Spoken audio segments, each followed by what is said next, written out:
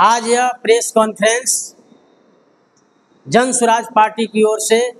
बिहार के 38 जिला में रखा गया है और किया जा रहा है। प्रेस कॉन्फ्रेंस करने का मकसद यह है कि हमारे जन स्वराज पार्टी को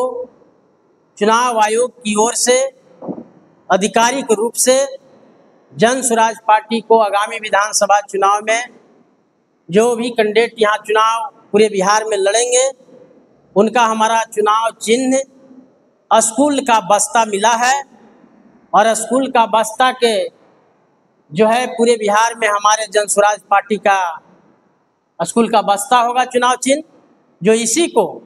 जन जन तक पहुंचाने के लिए, घर घर तक पहुंचाने के लिए आज हम लोग पहली दौर में प्रेस कॉन्फ्रेंस के माध्यम से संपूर्ण बिहार में इसका प्रेस कॉन्फ्रेंस के माध्यम से हम लोगों ने बताने का काम कर रहे हैं। और जो यह स्कूल का बस्ता हम लोगों की पार्टी को चुनाव आयोग के द्वारा जो चिन्हित करके मुहैया कराया गया है, आवंटित कराया गया है, वह हमें खुशी की बात है। आज हमारे जन स्वराज परिवार में स्कूल की बस्ता को लेकर बहुत हर्षोल्लास के साथ खुशी है कि हम लोगों ने जिस जन स्वराज पार्टी ने जिस नीति और सिद्धांत पर और बिहार की बदहाली स्थिति को देखते हुए जो गरीबी से बाहर निकलने के लिए, बेरोजगारी को दूर करने के लिए जो हम जिला इकाई संगठन के महासचिव और वर्तमान में ग्राम पंचायत बदासी के मुखिया परवेज खान जी और इस कार्यक्रम में उपस्थित हैं हम लोगों के बीच में अरवल विधानसभा के विधानसभा प्रभारी मनोज वत्स जी और इस कार्यक्रम में उपस्थित हैं अरवल विधानसभा के विधानसभा परिवारी सदस्य रमेश कुमार रंजन जी और इस कार्यक्रम में हमारे जन स्वराज पार्टी के तमाम पदाधिकारीगण उपस्थित हैं। मैं अपनी ओर से जन स्वराज पार्टी की ओर से मैं हार्दिक अभिनंदन करता हूँ। लोगों का सोच था वह जन स्वराज का स्कूल का बस्ता चुनाव चिन्ह मिला है और आप लोग ये भी देखे होंगे कि जो अन्य दल है, चाहे कोई भी दल हो, कांग्रेस हो, चाहे आरजेडी हो, चाहे लोजपा हो, चाहे भाजपा हो, चाहे कोई भी दल हो, जो बिहार के युवाओं को और छात्र के पीठ पर जो है मजदूर का बोरा बांधने का काम किया, जो जन स्वराज पार्टी जो आज है बिहार के एक एक विद्यार्थी और नौजवान साथियों को पीठ पर स्कूल का बस्ता जो चुनाव चिन्ह है स्कूल का बस्ता बांधने का काम करेगा।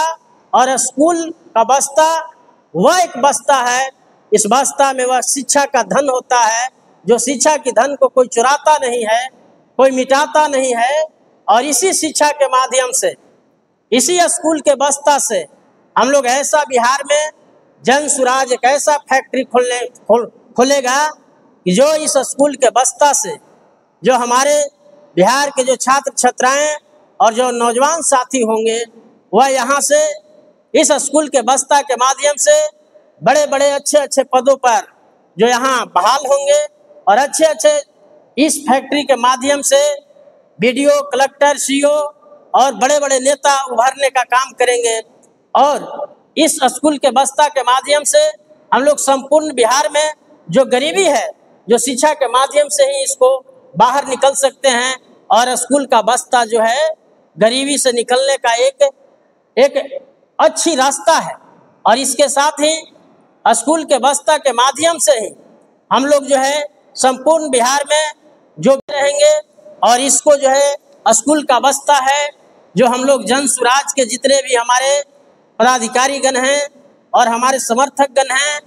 और जो सहयोगीगण हैं, वह जो है स्कूल की बस्ता को हम लोग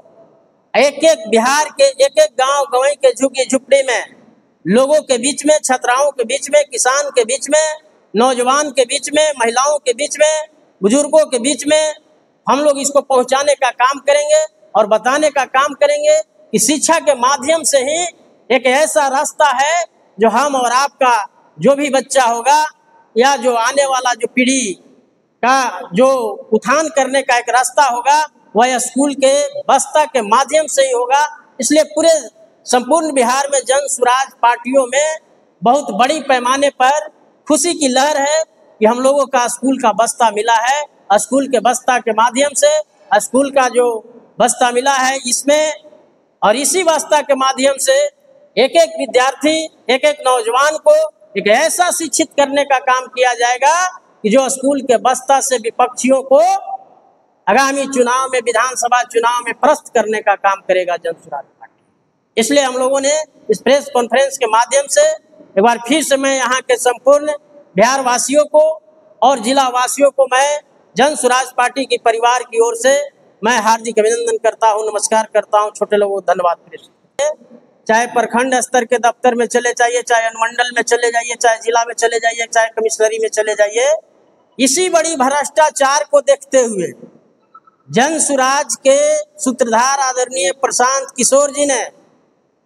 इसी को देखते हुए 3 साल के अंदर में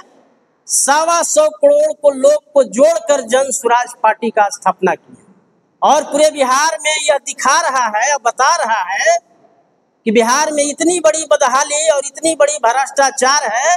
इसीलिए जन सुराज में जन सुराज के सूत्रधार आदरणीय प्रशांत किशोर जी के बात को मानकर